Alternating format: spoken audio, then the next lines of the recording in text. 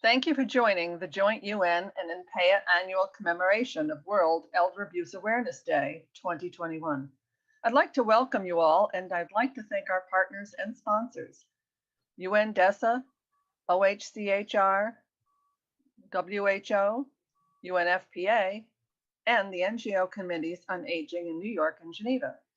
Special recognition goes to Sylvia Paralevin, without whom most of this would not be possible. And of course, to the interpreters for their patience and dedication. I'd like to acknowledge this webinar is in part organized thanks to the project, Empowerment of Older Women, Prevention of Violence Through Changing Social Norms in Serbia and Austria, the EmPreV project, supported by the European Union and Austrian Development Agency.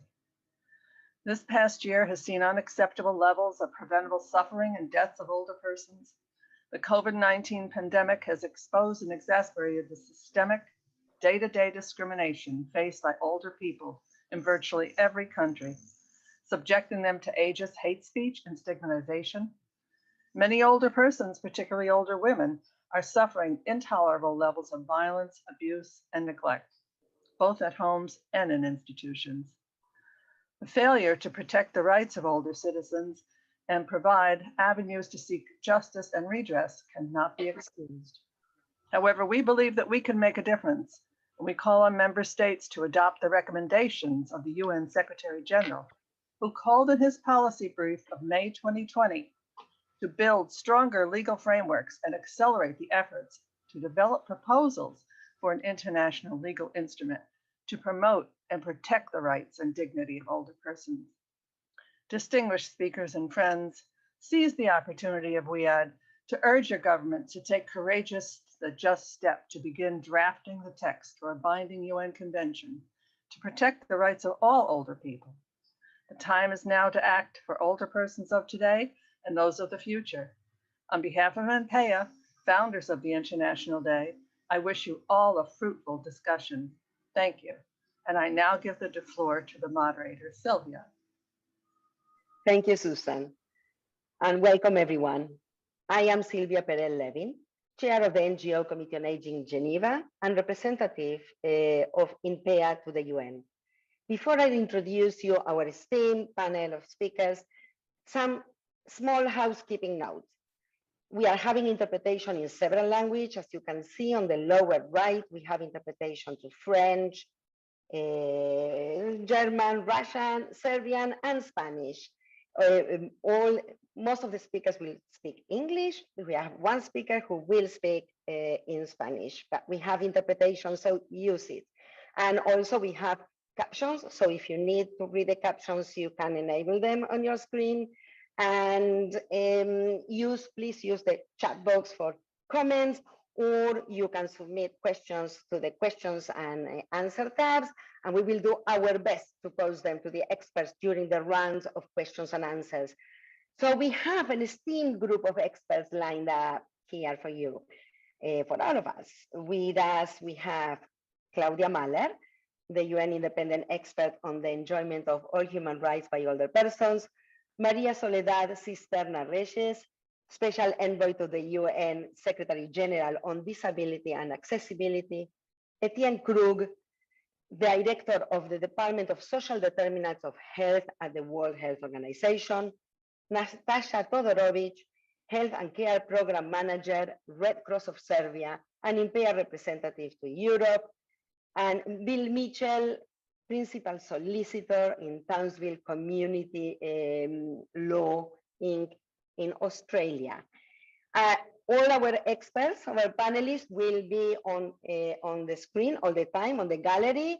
We will spotlight the speakers, but before the actual panel, we also have a representative of member states who will honor us with some opening remarks. And we are very honored and happy to welcome first the Ambassador Federico Villegas, permanent representative of Argentina to the United Nations in Geneva, and he also co-chairs the group of friends of the human rights of older persons in Geneva. Mr. Ambassador, your floor is yours. Thank you very much, Sylvia, and congratulations for this timely timely event. I would like to share a few thoughts on why is it important, not only the event, but the theme of today's Awareness Day, which is access to justice. First of all,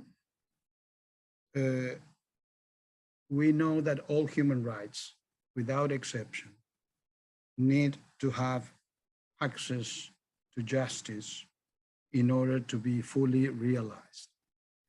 We have been having 75 years of the creation of the International Human Rights Law, and it seems that it has been an old, an old issue of a long time, but actually it's the tip of the iceberg of what the future is waiting for us on the development of human rights, because we know all the challenges we have ahead.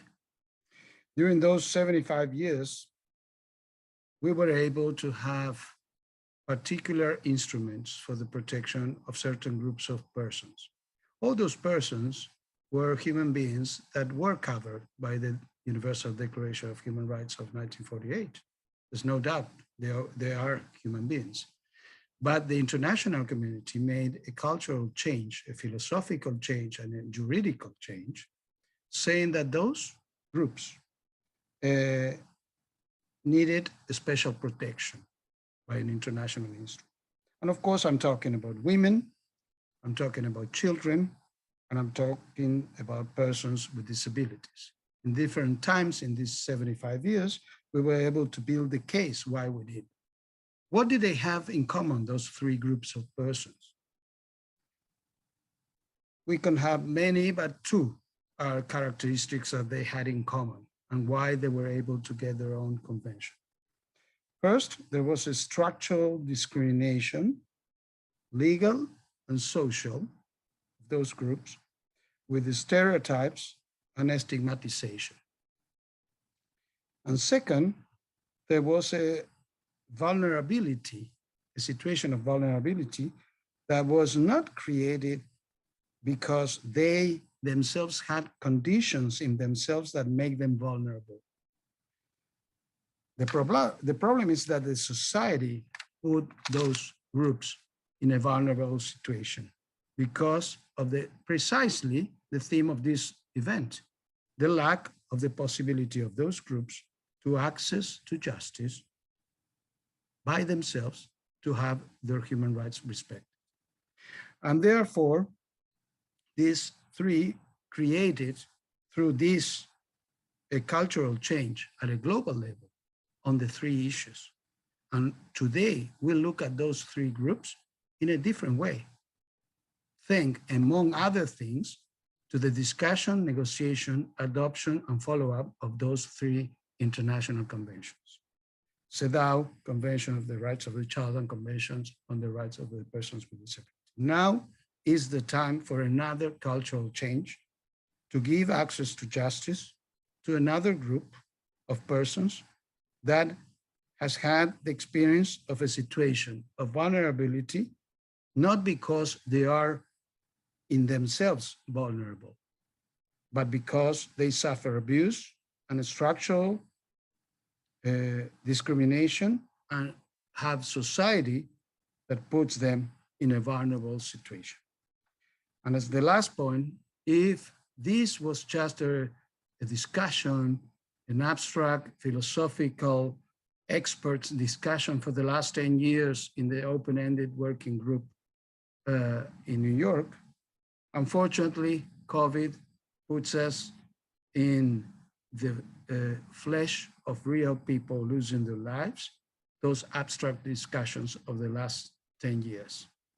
So definitely we need to make a new cultural change and start as soon as possible to discuss this way of creating a new step in the international human rights law for the protection of other persons. And COVID puts us in a situation of a point of no return because we know how they have suffered and the lack of access to justice that they have had during this pandemic.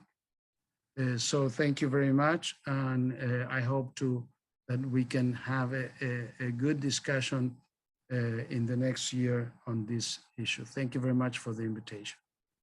Thank you very much, Ambassador, and you are welcome to stay in the panel, and then maybe somebody would like to ask you a question at the end. Thank you very much. Now, the ambassador of the Philippines to the UN in New York wanted to be here, but he couldn't, but he did send a recorded video. So we will put the message from the Ambassador Enrique Austria Manalo, permanent representative of the Philippines to the UN in New York, and also member of the group of Friends of Older Persons in New York. We are going to put the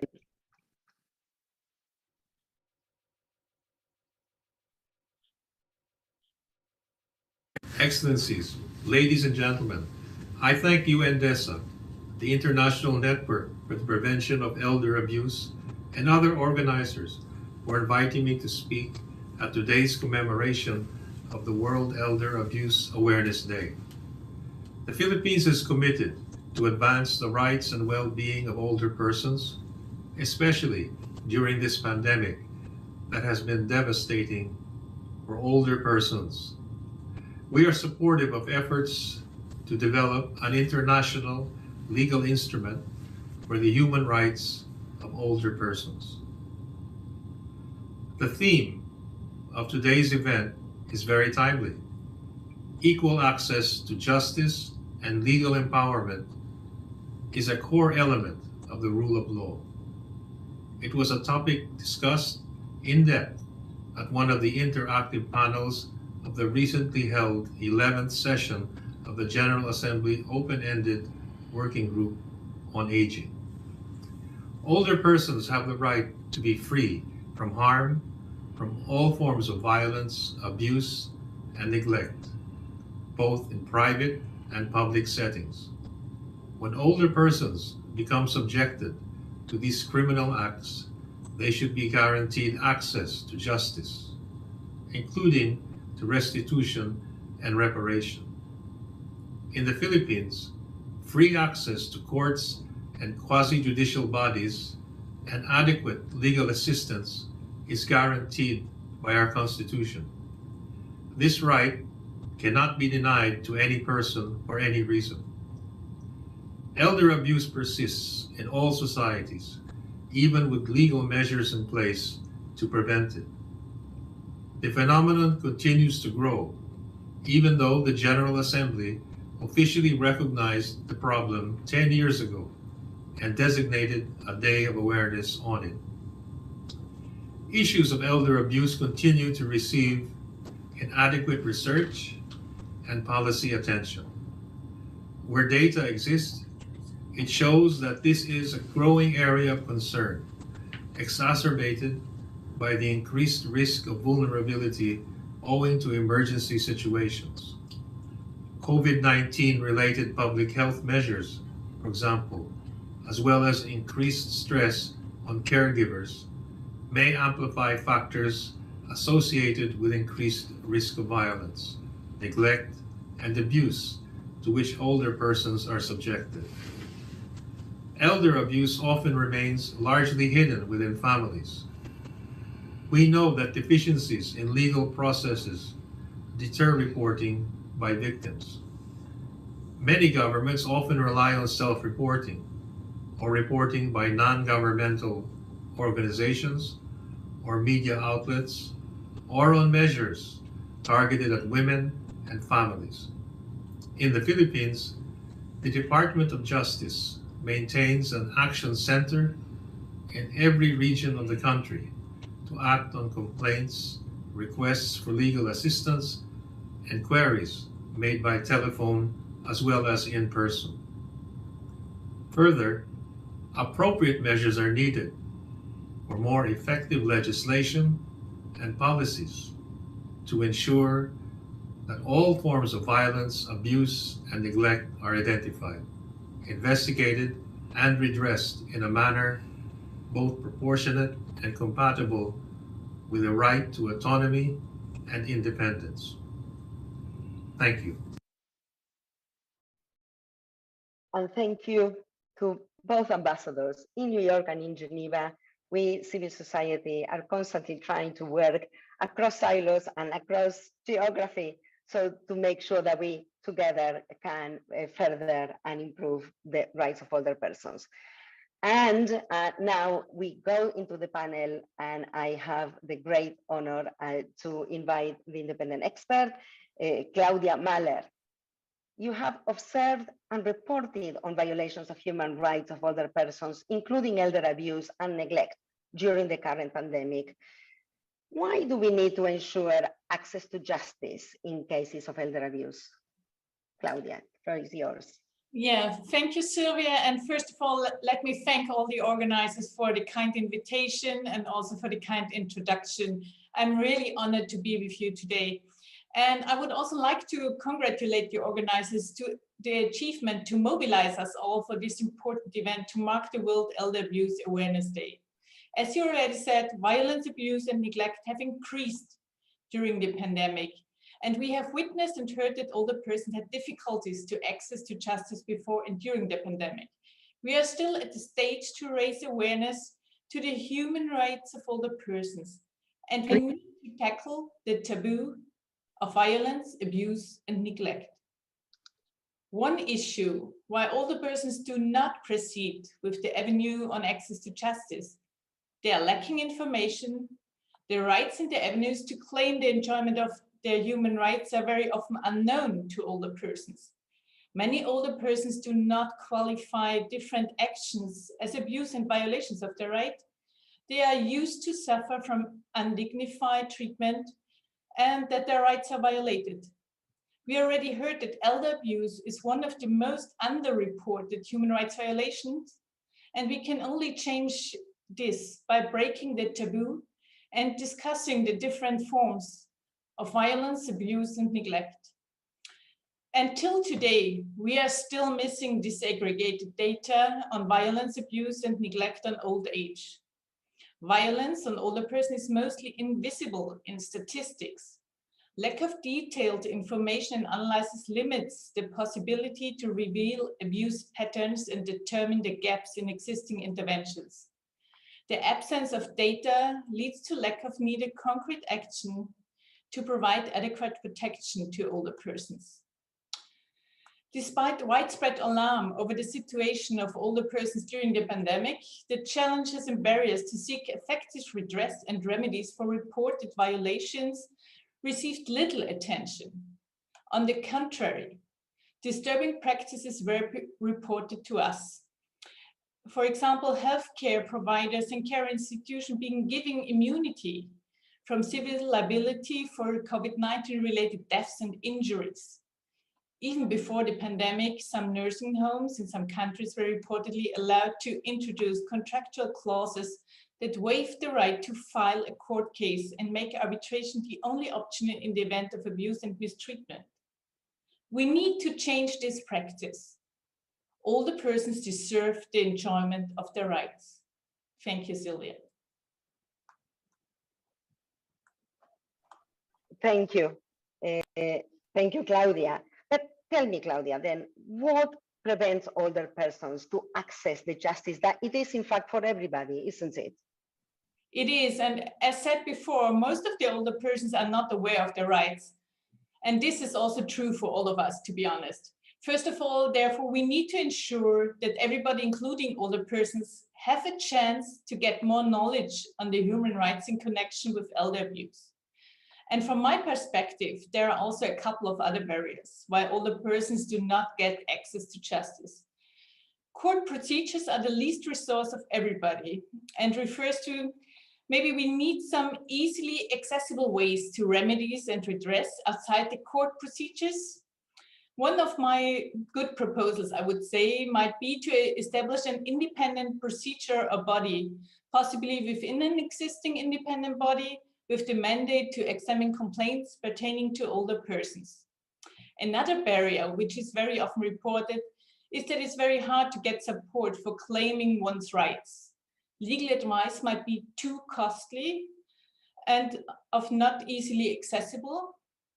Another thing which hinders older persons to go to court also is that the judicial procedure is stressful and it might take too long to get good results.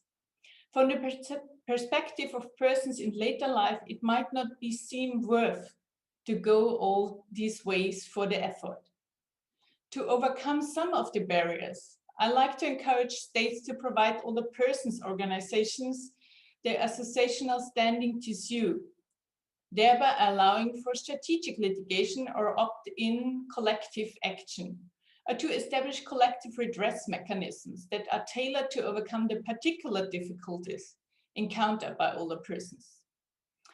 Individual claims could thus be combined with collective action on behalf of a group of older victims by qualified entities, such as older persons organizations or associations or state bodies. But we have also to keep in mind and say it out loud. Older persons are rights holders whose dignity and rights do not have an expiration date in later life. Therefore, we need to ensure that to give them all the support and assistance which is needed. Access to justice encompasses the right to a fair trial, equal access to and equality before the courts, and the right to seek and obtain just and timely remedies for human rights violation. Furthermore, entrenched ageist attitudes hinder older persons in claiming their rights and undermine older persons' autonomy to make their own choices and decisions. Unfortunately, I would also like to add that the gap on access to justice is also reflected at the international level. We are still lacking, as already heard, a current international binding human rights framework which would set a universal baseline on monitoring and accountability mechanism to ensure the rights of older persons are taken into account in the justice system. A binding human rights instrument would guide states on the implementation of human rights of older persons. It would define specific standards and principles of the obligation of states and other duty bearers to enable the exercise of the rights. And I hope this would mean access to justice for older persons. Thank you. Thank you very much, Claudia. As we see, there's a recurrent issue of the convention that we will discuss further. And there are already some questions coming in, and we will come back to you, Claudia, on the panelists. After we finish with all the panelists, now I like to call Maria Soledad Cisterna Reyes. She is a special envoy of the UN Secretary General on Disability and Accessibility. And it's a great honor to have Maria Soledad with us. She will speak in Spanish, and because of that, I will ask her as well the questions in Spanish, and that's why I invite you, those who haven't set the interpretation to English or the other language, do it now if you need to. María Soledad, bienvenida. Muchas gracias por estar con nosotros. Es un placer realmente tenerte con nosotros. María Soledad, tú has sido secretaria presidenta, en realidad, del Comité sobre los Derechos de las Personas con Discapacidad. ¿Puedo comenzar, Silvia? Sí, ¿me escuchas? Te estoy haciendo, ¿me escuchas? ¿Qué dice que sí? ¿No me escuchas? Sí, ahora sí. Te pregunto, la pregunta es, ¿qué podemos aprender de la Convención sobre los Derechos de las Personas con Discapacidad con respecto al acceso a la justicia? ¿Es todo aplicable también a las personas mayores? Bueno, Silvia, en primer lugar quiero agradecer la invitación que me han hecho para participar en este importante día de toma de conciencia en relación a la violencia y abuso contra las personas mayores. Agradezco a la red que se dedica a este tema y especialmente a ti, Silvia, con todo aprecio, con toda admiración y cariño, porque estás ahí firme con el tema. Y yo encantada de participar, y lo primero que quiero decir es que creo que es muy importante que exista una convención internacional para la promoción y protección de los derechos de las personas mayores. Si bien es cierto, yo voy a hablar de la Convención en Discapacidad, pero tenemos que tener claro que son dos titulares de derecho distintos, porque la persona con discapacidad implica una deficiencia que tenga la persona, y nadie puede decir que el envejecimiento es en sí una deficiencia. La persona con discapacidad se define por esa deficiencia, su interacción con barreras y cómo eso restringe la participación en la sociedad. en tanto que la persona mayor corresponde a un rango etario determinado. Y eso es todo, pero igual se aplica un modelo de derechos humanos que debe ser firme para ser puesto en la comunidad internacional. Dicho esto, y respondiendo tu pregunta, evidentemente hay tal vez algunas partes en la vida en que una persona mayor puede llegar a tener discapacidad. No todas las personas mayores tienen discapacidad, eso hay que tenerlo muy claro. Hay autonomía, autovalencia en muchas personas mayores.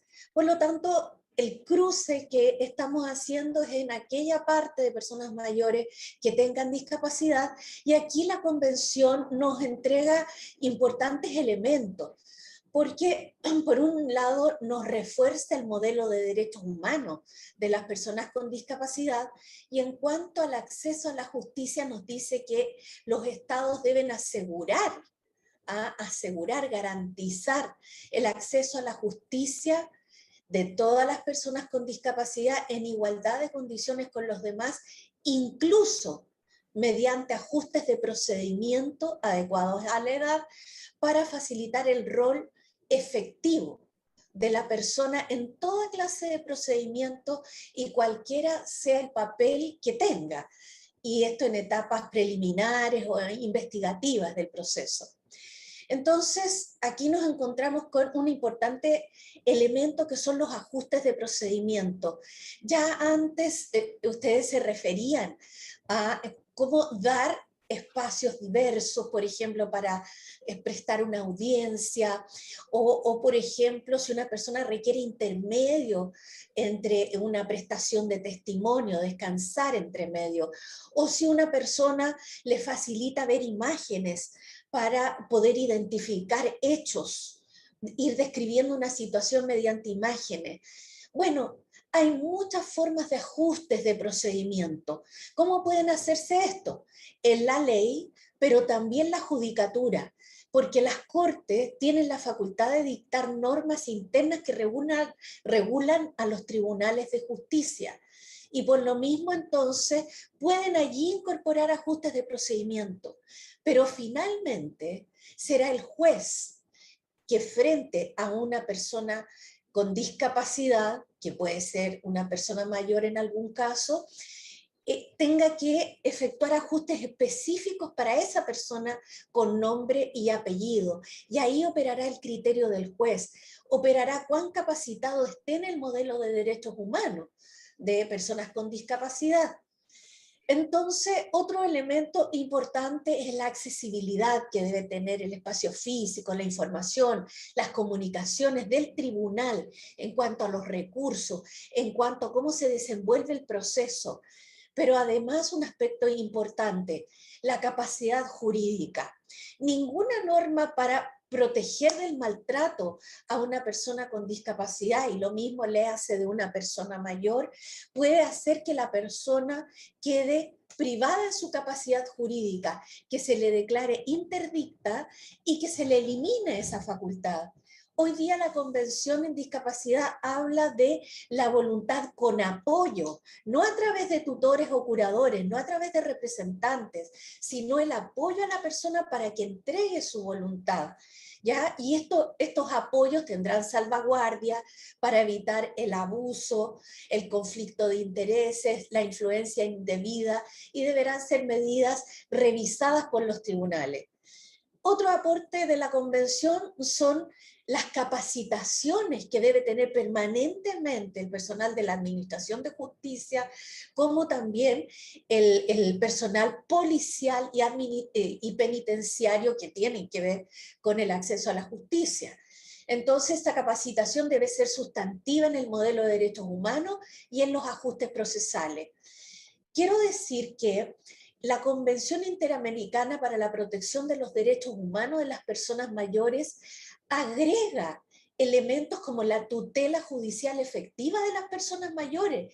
Es un gran referente la Convención Interamericana de Personas Mayores. Habla del derecho a ser oído de la persona mayor en un tiempo razonable, que tiene el derecho preferente para ser atendido de manera rápida, e incluso habla de ser atendido de manera expedita cuando está en riesgo la vida y la salud de la persona mayor. Por eso mismo es que es muy importante tener en cuenta este referente, el único que hay a nivel regional para las personas mayores. Concluyo diciendo que esto tiene que vincularse también a la Agenda de Desarrollo Sostenible. El ODS 16 habla del acceso a la justicia para todos y en las metas habla que esto se relaciona con el Estado de Derecho en los países y para perseguir violencias, abusos, maltratos, negligencias, tortura y discriminación. Yo quiero dejar hasta aquí porque después si a alguien le interesa preguntar sobre los plazos de implementación, me encantaría hablar sobre eso. Así que dentro del tiempo, Silvia, muchas gracias. Muchas gracias a ti, María Soledad, y gracias por referirte a puntos muy críticos. Y sé que te tienes que ir antes porque estás en la apertura de la conferencia de State Parties de la CRPD. I am saying that I'm thanking Maria Soledad, and she will have to leave a bit earlier because she's in the opening session of the Conference of State Parties on the Convention on the Rights of Persons with Disabilities. So when we start with the questions and answers, she will be the first one to ask her a question in case she has to go to the other panel. Thank you so much. You filled us with enormous amount of important information, and we will back to you. Now I go straight to the health sector. I am pleased to invite Dr. Etienne Krug. He's director of the Department of Social Determinants of Health in WHO, in charge of the work on demographics and aging, population aging. Etienne Krug, tell us, what is the role of public health in enabling older persons in accessing justice? Thanks so much, Sylvia, and good morning or good afternoon to all of you. And let me start, first of all, by thanking you and thanking all of those who organized this event. I remember 20 years ago or so when we did the World Report on Violence and Health, and you were involved in that at the time even, we did conclude, one of the conclusions was that elder abuse was really neglected compared to some of the other forms of violence, both in terms of the attention, the responses given, even the knowledge we had on this topic. So I'm really delighted to be here today, celebrating, if I can use this word, this International Day on the prevention of elder abuse, because it's a success, just that the day exists and that we are here with over 250 people talking about what needs to be done. So the health sector, of course, has an important role to play. Before I talk about that role, I also want to say it's one of the players. It needs to act in close collaboration with justice, social sector, and many others. But the health sector has a role to play in many different areas. One of it is advocacy, just putting the issue out there so that it's known about, so that it's talked about, so that it's recognized for the important topic it is, and that action is taken.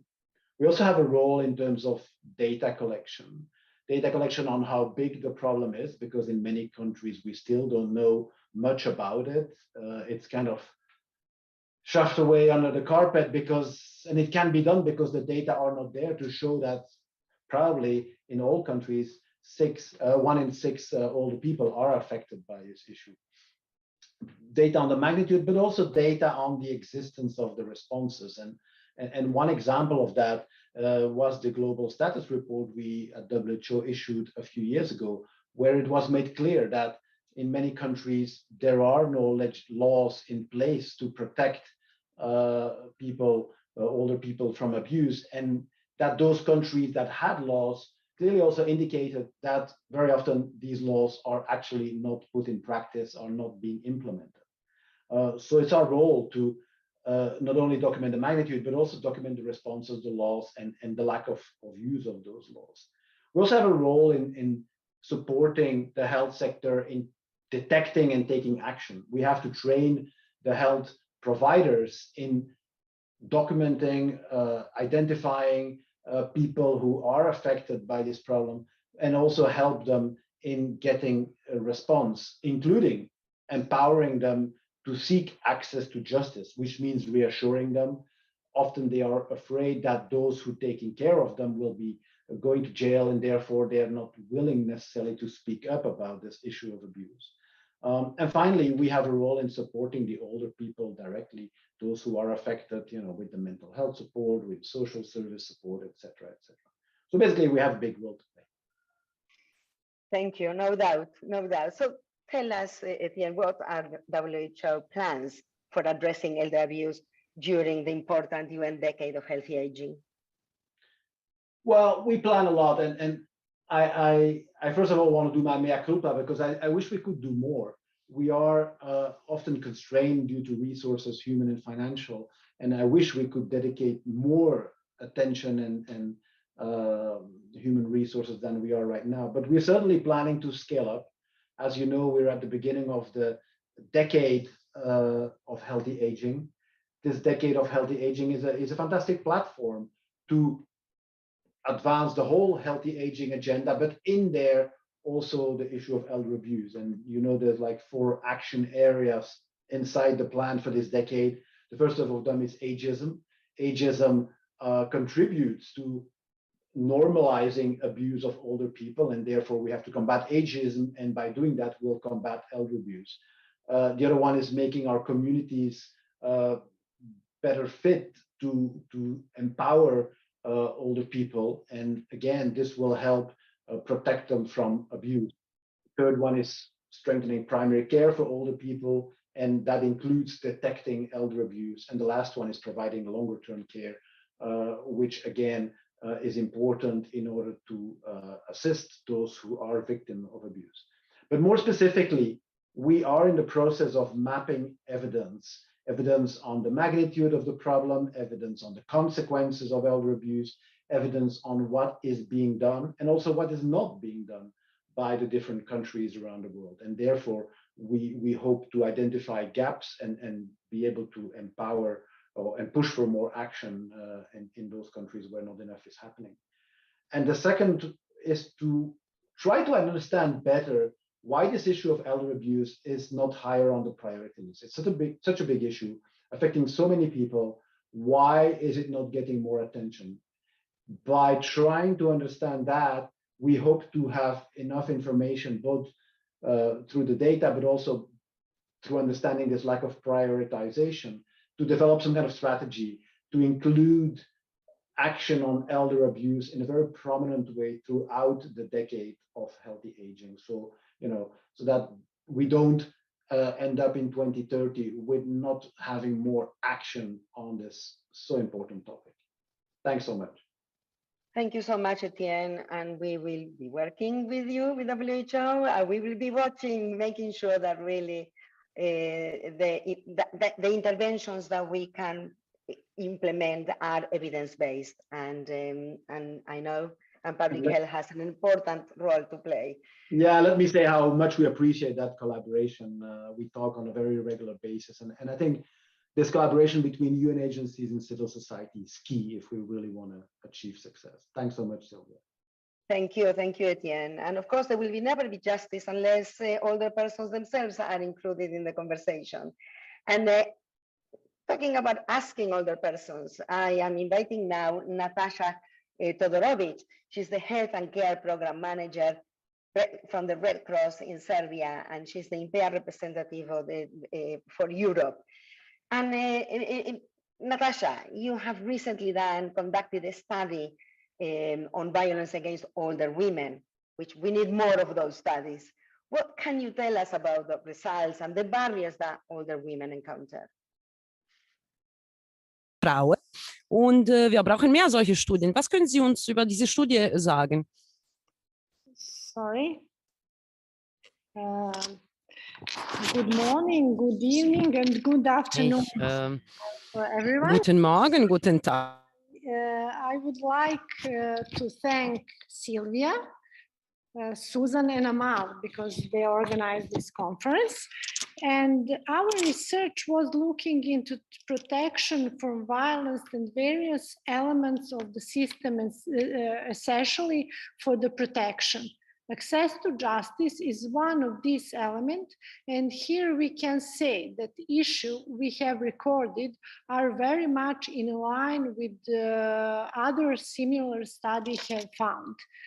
The common issue that we have identified that negatively affect access to justice and prevent older women from even reporting violence, including stigma and shame, especially in cases of domestic violence, reluctance to prosecute one's children, lack of information, long trials, as well as the high cost of associated with the whole process.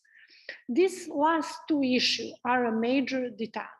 Even in cases where the system has made visible progress in ensuring faster process and free legal assistance, the perspective among older persons is still that it does not pay to even try.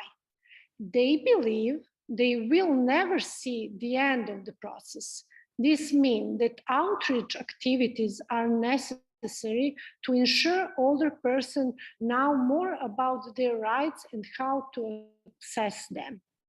Then there are ageistic prejudice against older persons about their memory being faulty or about them being unreliable witness. This also contributes to them being discouraged from even entering the process and reporting violence. All of this especially impacts older persons who are already disadvantaged. These persons who living in poverty with lower education level, living in remote areas, living with disability, those who are digitally excluded and socially isolated. We must not forget that as elder abuse has a gender face. So do the difficulties in access justice disproportionately impact older women who live longer and more likely to be at risk of poverty and social inclusion. Last but not least, older person we talked to point out the barriers to accessing justice were especially high during the COVID lockdown and COVID pandemic.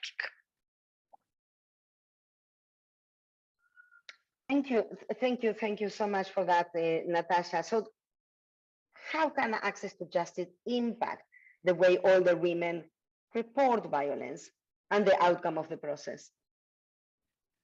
Our study primarily looked into access to justice in case of, our research showed that 60% of older women age 65 to 74 experience some form of violence after reaching 65. Our study primarily looked into access to justice in cases of violence against older women, but it should be understood that barriers in accessing justice exist in any other area of life. These include property, but also exercising the rights to healthcare and social welfare support. Barriers to these rights are equally real and represent a form of structural violence against older persons too. Let us remember the justice system is for the most part still blind to older persons, just as they are to a significant degree unaware of their legal rights and existing mechanisms. Providing procedural and age-appropriate accommodations in the system is, of course, only one step in the right direction. we must also think about the need to educate older person about the rights they have and resources at their disposal. We must encourage them and support them every step of the way. On the other hand, we need to work with all professionals, especially professionals in justice system, and ensure that they know that one size fits all approach does not really fit everyone equal, and that they need to be actively reaching out to older person. Improving access to the justice is a matter of trust as well. If we expect older person to report violence, they also must expect the system to work for them and with them, just as for any other population in society. All of this should be considering in the light of our joint and continued efforts to leave no one behind. Thank you so much, Natasha. And I move straight to the last panelist, so we have time to come back to all of you with questions. And there are a lot of questions and comments coming in from the audience, so I do want to do them justice. And I am very happy to welcome my friend Bill Mitchell. He's a principal solicitor in Townsville Community Law Incorporated in Australia.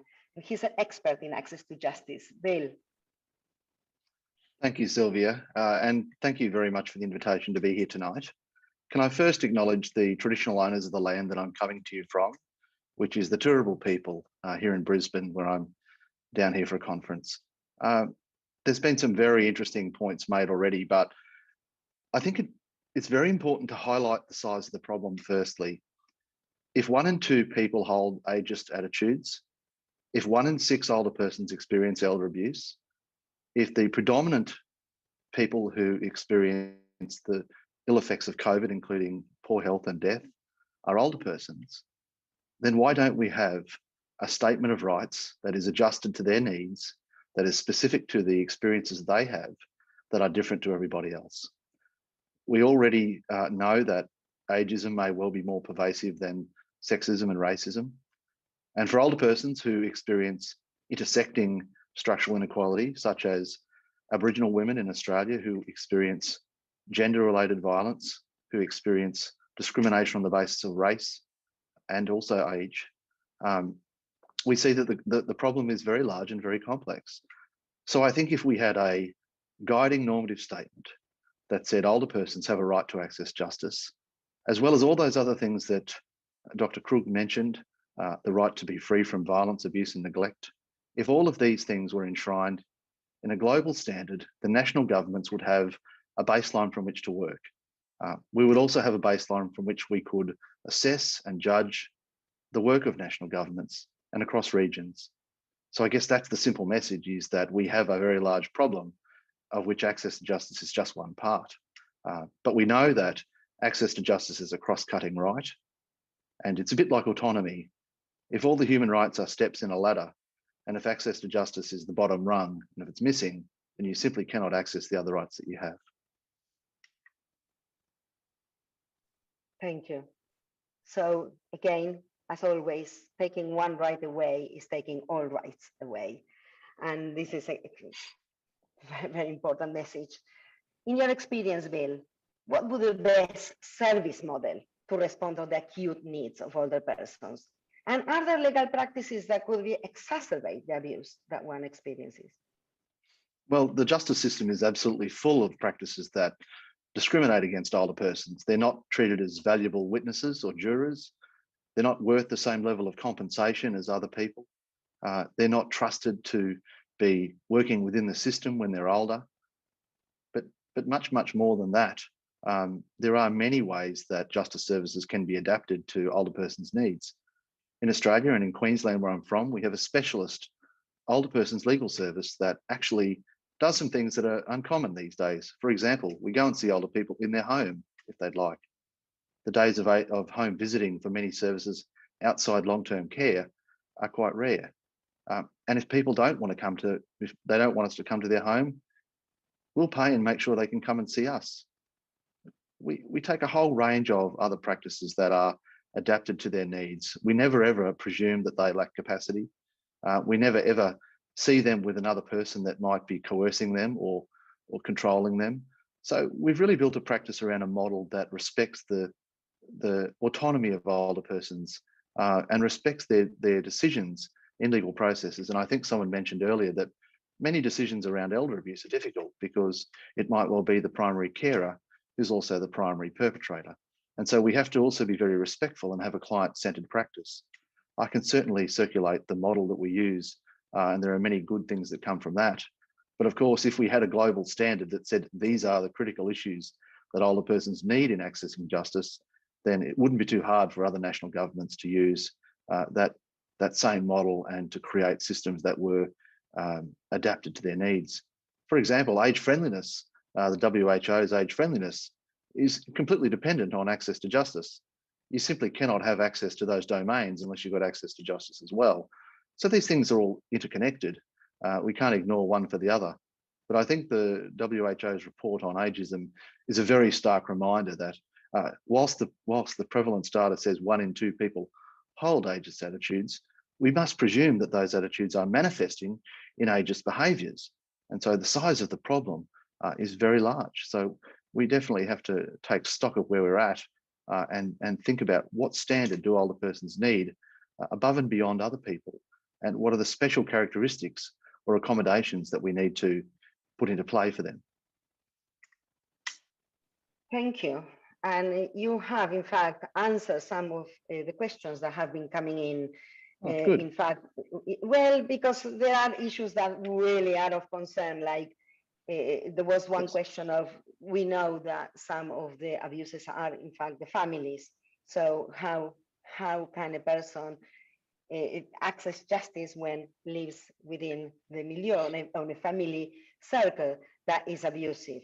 So this is one question, but I want to ask a question first to Maria Soledad before she leaves, because she has to go to the Conference of State Parties. And there was a question from Erika Dar, who asked, did the CRPD protect persons with disabilities during COVID? Was any help in having that convention during COVID? María Soledad, ¿me has entendido la pregunta? ¿Me escuchas, María Soledad? Sí. Bueno, por supuesto que sí, nos ayudó mucho, porque en base a la convención se pudieron realizar muchas acciones específicas en relación a los estados, a las organizaciones de la sociedad civil, sector privado, distintas partes interesadas, para precisamente ir acotando cuál se veían que eran las necesidades más acuciantes.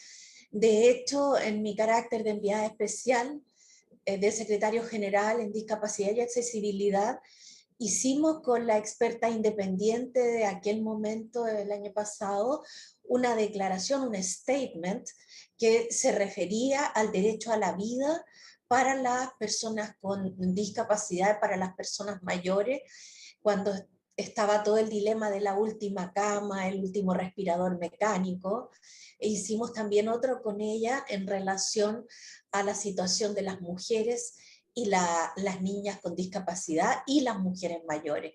Así que claro que sirve, y en los poderes judiciales, yendo al acceso a la justicia, claro que es útil, porque es un instrumento que ya está ratificado casi universal por 184 países. Entonces tiene una fuerza, un imperio importante, y por lo mismo será bueno que tengamos una convención de adultos mayores, de personas mayores. Muchas gracias. Thank you very much. So yes, the answer, yes, having an instrument did help during COVID. At least there was a record, a possibility to access a recourse, I understand, from Maria Soledad and from others. There are several questions, several people asking regarding health and the impact of abuse on health and the role of the health carers. And maybe at the end, maybe you could take this question. Somebody's asking about you mentioned the importance of training of healthcare. This is Dr. Shantuwat is asking. Training for particular health staff to identify and indicate abuse. Are there examples of willing health authorities, and actually also examples of those who are reluctant to embark in more responsibilities or additional work? Can you tell us a bit about that? I don't think there is reluctance from those who know and have the means, but I think we could perceive as reluctance, lack of action, which in my view is mainly due to ignorance about how big the issue is. It's ignorance about what can be done about it, and probably competing priorities. And we've seen, particularly now with the COVID pandemic, how strong the competing priorities can be. But that's why I think it's up to us, the health sector, the international agencies, NGOs, to make noise around this issue, to make clear that it exists. First of all, it's a bigger issue than people think. It's all over in high income, in low income, in middle income countries and settings, and that something can be done about it. That, you know, we need to speak up, we need to break the taboos, we need to have the right legislation, we need to have empowered health service providers, we need to have a judicial system that addresses the issue, etc., etc. So I think the perceived reluctance is probably much more linked to ignorance and lack of understanding of what can be done about it. And of course, you know, there are resource issues everywhere, but these issues usually don't cost so much money. It's not an issue of financial resources, in my view. It's really an issue of breaking taboos, speaking up, and making people understand what can be done about it. Thank you. And I link that to another question that I invite the other panelists to respond. I will say 3 questions, and then you can take the questions that you want. Because there are things that are coming in the comments as well, the recognition of ageism, and of course, healthcare workers or social workers are not exempt from ageist attitudes either. So one person, in the chat, somebody's asked the importance of social workers and relating to older persons in long-term care facilities or not in facilities, and on the concerns of not interfering with the autonomy of older persons. So how can we really, where is the balance between safety and autonomy? So this is a big question, and let you think about it. Another person, I mentioned the question about the families, but there is another question or comment about the issues of timeliness. Older persons, the judiciary processes, justice is a slow process. However, some older persons do not have a long time to live. So how can this be made really adequate for people who need a speedy process? And maybe those 2 questions. And somebody else is mentioning if anybody would like to relate to the Inter-American Convention on the Rights of Older Persons, and what is the relation with the connection there with access to justice in the Inter-American Convention. So maybe Claudia, would you like to relate to one of the questions? Sure, thank you. These are, you know, many different issues you just spoke about, but maybe I just start with, from my perspective, one of the easier things is the timeliness. As we all know, you know, there are a couple of issues where you can speed up proceedings, and we are all aware of this, that there are different things here. And I think what we have also seen here in the example of the Inter-American Convention is that they already draw attention to this specific issue. And from my perspective, as I already said, we need speedy proceedings in the court procedures, but it might also be good to have procedures before the court, which might solve the problem much more easier and give more relevance to a timely outcome and solve the problem more easily. And I would also like to refer to Bill's example that they have specific persons to support and assist older persons in this regard. And I think this is all the needed. And in case of judicial personnel, we also need some kind of training there, because from my perspective, older persons are very invisible in this system, and a lot of ageist attitudes are not only within the person, but also in the system and the laws itself. So maybe I'll stop here and give the floor to others. Thank you. Thank you, Claudia. Bill, maybe you want to take one of the questions? Sure. I mean, I'd like to address the same question in a broader context. I think the research, there's very little legal needs research done on older persons' issues. And so we don't actually know much about what their legal needs are. What we do know is that they're less likely to take legal action. They're less likely to finalise that legal action. And when they do finalise it, they're less likely to get a good outcome. And so we know that the problem starts way back, not just at the point of the courthouse, which of course is the very end of the process.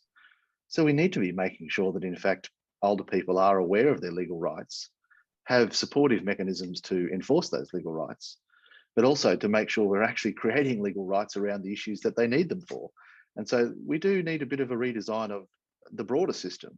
And as I've said a few times, really a statement of older persons' rights, like a global convention, would be the one document where we've spent 10 years already talking about what rights issues older persons have.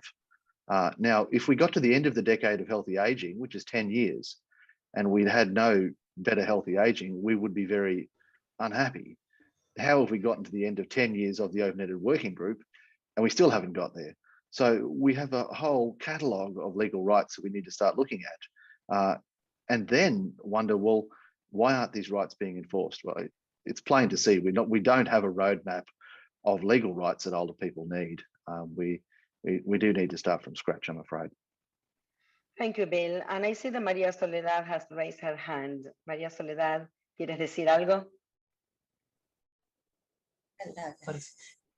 Sí, porque creo que es muy importante la Convención Internacional sobre Derechos de Personas Mayores, ya que será un instrumento vinculante, obligatorio para los países y que les ayudará en sus políticas internas, incluso a los poderes judiciales.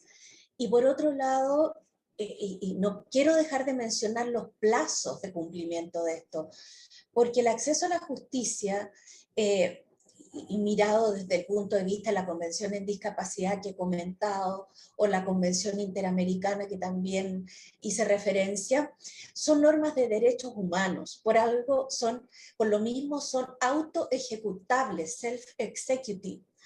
Entonces, es importante que tengamos presente esto. Ahora, si alguien dice, bueno, son normas que requieren una programación de implementación, por ejemplo, la accesibilidad en los tribunales, las reformas legales que sea necesario, bueno, la Agenda 2030 nos deja 9 años de plazo.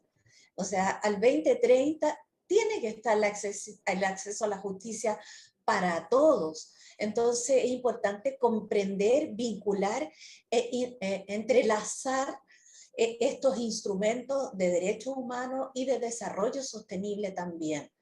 Y creo que después de 10 años discutiendo el tema, ya es hora que podríamos comenzar con esta convención, allá los pasos fuertes. Muchas gracias. Gracias a ti, gracias a ti. And thank you so much. There are so many questions, and I know that time is short, but I want to try to do justice really to as many people as possible, even if you will forgive me if I shorten them. Some of them are quite long in the Q&As on the chat, but there is one question, Etienne, that I want to pose to you. But before that, I would like Natasha to ask Natasha the issue of autonomy and the intersection between gender and aging and the issues with older women in your study, did they refer to the issue of losing their autonomy? In our study, yes, they are said when they lose their autonomy, they rely on somebody or family members, and then they are in risk of elder abuse. And that's, but in our research, in our sample, only one older woman officially reporting to being targeted by abuse.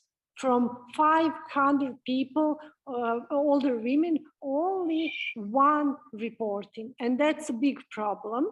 And I would like just to say, access to justice is not one-way street. We need to educate older persons, but as you said, we need to educate police, judges, health workers, people who work, social workers, of course, people who work with older people in long-term care, not only people who do this care, but people who are working in long-term care as who are cooking or doing something for the older people. We need to educate all the people who are working with older people. Thank you, Natasha.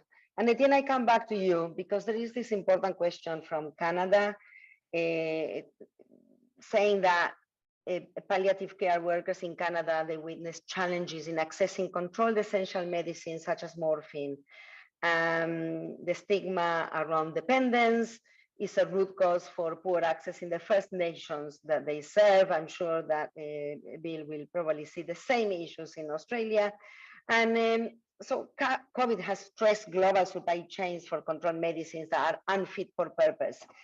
So she pleads, and what can we do together to combat this shocking neglect, the neglect of, and I would add to that, on one hand, the lack of access to palliative care, the lack of palliative care. On the other hand, the excess of over-medication that some older persons do suffer. And I think did Etienne disappear or just from my screen? No, I'm still there. Okay. Here, sorry. So how can we do better in access to palliative care on the one hand? On the other hand, how can we stop the chemical abuse that older persons suffer? Well, you're opening a whole issue there. It's a big, complex problem, of course. But yeah, I think we're making progress on palliative care. There is quite a bit of good experience now in many countries of what can be done. We need to continue rolling it out, and I'm sure COVID hasn't helped because of, again, the lack of the diversion of resources and attention towards treating the disease and responding to the disease, and has separated people and not allowed people to be with their loved ones at the last stages of life. It has been a terrible experiences in many ways for many people, and I think for the whole field of palliative care. But I hope quite soon we can continue the progress that we have seen before and roll out some of the good examples in many countries, including in Canada, of high quality palliative care. But of course, palliative care comes with challenges of access to medicine, of not over medicating, not abusing some of those medicines, and we have to strike there's a very delicate balance between providing the access but not going too far and not overusing some of these medicines. But I think it's going in the right direction. Yeah. Sorry. There are two different issues. In fact, I put them together around the issues of medicine, but palliative care, we will agree that nobody has to suffer from pain. But the other issue is the abuse that older persons suffer because medicines are misused as a to control the behavior of older persons. And that is a type of abuse. Indeed, that is quite common in high-income countries. And before we go, and there are many questions that remain unanswered, and we will probably not have all the answers today. But there is one general question about reporting. We hear this is an issue that comes back and again, not enough people report elder abuse. But of course, can we report if there is no legal framework in place? Who are we reporting to? How we will be accessing justice if police or the social or service workers are not aware of what elder abuse is? So these are big questions, and I think that we have a lot of work in the next few years, and we hope that, as Bill was saying, that at the end of the decade of healthy aging, that we can have a clear view that some issues that we have solved. But before we go, I would like to ask each of you one takeaway message from today's discussion related to access to justice. A very small, less than 1 minute. What would be your takeaway message? Can I ask Claudia first? Thank you. I think my major takeaway is still we need more support and assistance to older persons to give them the avenue for access to justice and include older persons also in the different views of judicial system and healthcare workers. Thank you. Thank you, Claudia. Etienne? No, I think we're making progress. I saw just Leah Deichmann's name pop up there, and Leah will remember from a long time ago how few of us were speaking about this issue. There is a movement emerging. There is more talk about it. There is more attention. We just have to accelerate and make much more noise. We need a vibrant, vocal civil society that makes even more noise than we're doing now. We need to empower older people to speak up about their experiences and what has helped them. And we need all of us really to, I think, feel empowered to do more and to put this issue more in the forefront. But I'm optimistic. Thank you. We will remain optimistic. Bill, what is your take? No, Natasha, we'll ask Natasha first. Okay, as Bill said, we achieve a lot, but not enough. I believe that we are on the right way to achieving universal access to the justice for older person by advocating for the new UN Convention of the Rights of Older Persons. Thank you, Natasha. Now, Bill, I think that Maria Soledad just left us for the Conference of State Parties. So you'll, Bill. Well, looking at those two examples that were just given, the lack of palliative care and the use of restrictive practices, one of those examples is us thinking we know better than older people, and the other one is not trusting that they know well enough for themselves. And so we need to see them as rights holders, and the only way that's going to happen is if they have a set of rights that they can rely upon. Thank you so much. Thank you for that. Susan, did I forget any panelists? Or Susan, do you want to have a takeaway message? If not, I will close, and I think that really thank you for joining us today. I think this was a very interesting thoughts from both the panelists and from the audience, with a lot of comments, and the majority are placing elder abuse and access to justice within the larger context of ageism in society. So we do need to work on both the broader determinants, but also be specific in the legal access to justice and see older persons as full citizen rights. So we do hope that you enjoyed our discussion and that you leave